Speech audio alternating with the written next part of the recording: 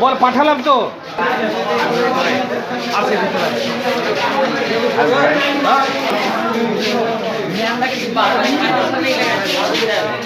Aunty ভাইয়া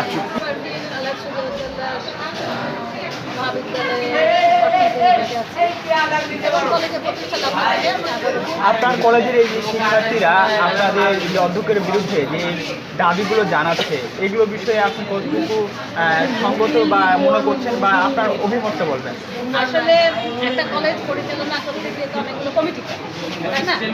এখন সেই কমিটিগুলো এক এক কমিটি এক এক দায়িত্ব পালন করে।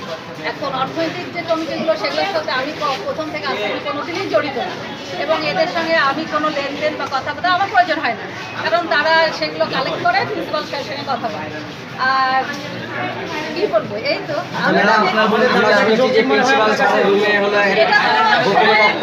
এখনকার যে দাবিটা এটা সময়ের দাবি,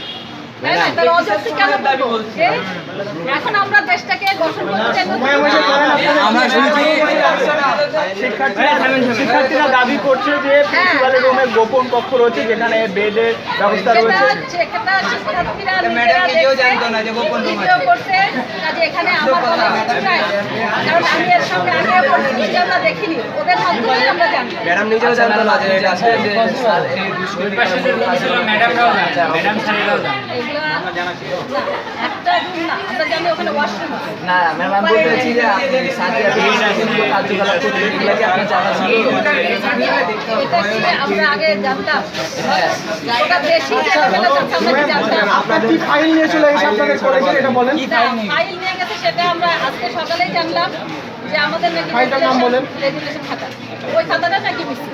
এতটুকু আমরা শুনলাম, এখন পর্যন্ত কালকে তো ছিল, কালকে উনি টাকা নিয়ে এসে আমার কাছে ভিডিও আছে।